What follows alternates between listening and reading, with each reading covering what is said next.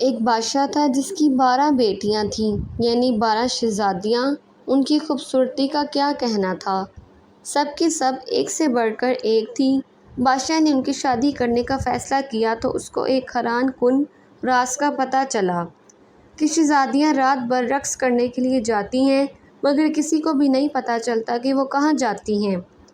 بادشاہ بہت پریشان تھا۔ اس نے قلعے کے سب دروازے بند کروا دیے تاکہ شہزادیاں باہر نہ جا سکیں، لیکن اس کی تمام کوششیں ناکام ہو گئیں۔ وہ پریشان تھا کہ آخر ماجرا کیا ہے۔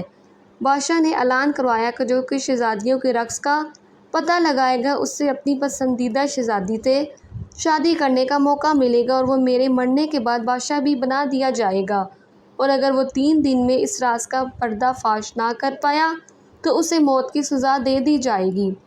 یہ خبر ریاست میں ہر طرف پھیل گئی۔ ایک شہزادہ آیا جو رقص کے راز کا پتہ لگانا چاہتا تھا۔ اس نے کہا، میں آپ کی پڑوسی ریاست کا شہزادہ ہوں اور شہزادیوں کے رقص کا پتہ لگانے آیا ہوں۔ بادشاہ نے اس کا استقبال کیا۔ رات کا کھانا کھانے کے بعد اسے شہزادیوں کے کمرے کے ساتھ والا کمرہ سونے کے لیے دے دیا گیا۔ شہزادیوں کے کمروں کا دروازہ کھلا رکھا گیا اور شہزادے کا پلنگ ایسے رکھا گیا کہ وہ ساری رات ان پر نظر رکھ سکے۔ رات کو شہزادیاں اس کے لیے شربت لے کر آئیں، جس کو پیتے ہی اسے نیند آ گئی۔ جب اس کی آنکھ کھلی تو شہزادیاں رقص کر کے واپس آ چکی تھیں۔ 3 دن ایسے ہی چلتا رہا۔ چوتھے دن جب شہزادہ بادشاہ کے سامنے حاضر ہوا تو اس کے پاس بادشاہ کے سوالوں کا کوئی جواب نہ تھا۔ بادشاہ نے اسے موت کی سزا دے دی۔ یوں ہی بہت سے لوگ آئے لیکن سب ناکام رہے۔ پھر ایک دن ایک زخمی سپاہی اپنی قسمت آزمانے بادشاہ کی ریاست کی طرف چل پڑا۔ راستے میں اسے ایک بڑھیا ملی۔ سپاہی نے بڑھیا کی مدد کی۔ بڑھیا نے بدلے میں اسے ایک پوشاک دی اور کہا کہ یہ پہن کر تم کسی کو نظر نہیں آؤ گے، اور یہ بھی بتایا کہ جو جوس شہزادیاں تمہیں دیں وہ مت پینا۔ سپاہی بادشاہ کی ریاست میں پہنچ گیا۔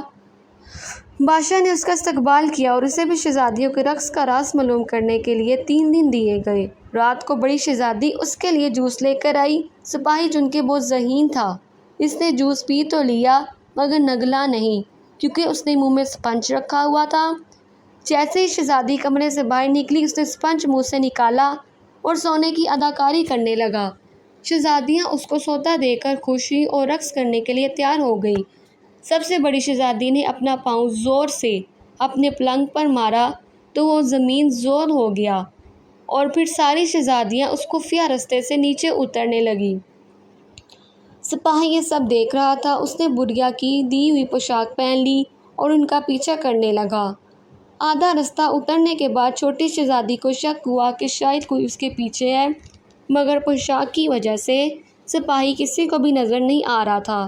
پھر وہ سب سے خوبصورت حصے میں پہنچ گئی جہاں درختوں پر لگے پتے چاندی کے تھے۔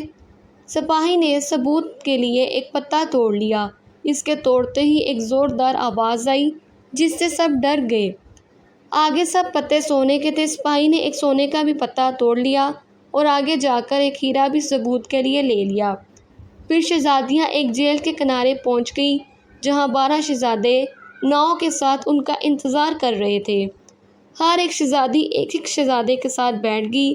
سپاہی چھوٹی شہزادی کے ساتھ بیٹھا رہا اور سب جھیل کے دوسرے کنارے پہنچ گئے جہاں ایک عالی شان قلعہ تھا، اور وہاں ساز بج رہے تھے اور اس کی دھن پر سب شہزادیاں رقص کرنے لگیں۔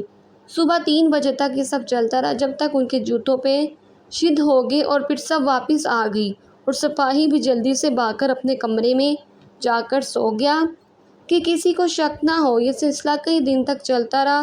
سپاہی ان کا تعاقب کرتا رہا اور ثبوت بھی لاتا رہا اور ان سے پہلے ہی آ کر سو بھی جاتا، یوں کسی کو شک بھی نہیں ہوا۔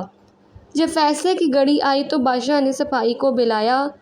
سپاہی نے کہا، عالی جہاں سبھی 12 شہزادیاں اپنے کمرے سے زمین زود سرنگ سے جاتی ہیں جہاں ایک قلعہ ہے۔ اس نے ثبوت میں دکھائے۔ شہزادیوں نے یہ سب مان لیا۔ بادشاہ نے اس سپاہی کو خوب انعام سے نوازا اور پوچھا، میری کس بیٹی سے شادی کرنا چاہتے ہو؟ اس نے سب سے بڑی شہزادی کو پسند کیا اور پھر دونوں کی شادی دھوم دھام سے کر دی گئی۔ بادشاہ نے اعلان کیا کہ میری وفات کے بعد میرا داماد اس سلطنت کا بادشاہ ہوگا، اور پھر سبھی ہنسی خوشی رہنے لگے۔ اگر ہماری ویڈیو پسند آئے تو ہمارے چینل کو سبسکرائب کریں۔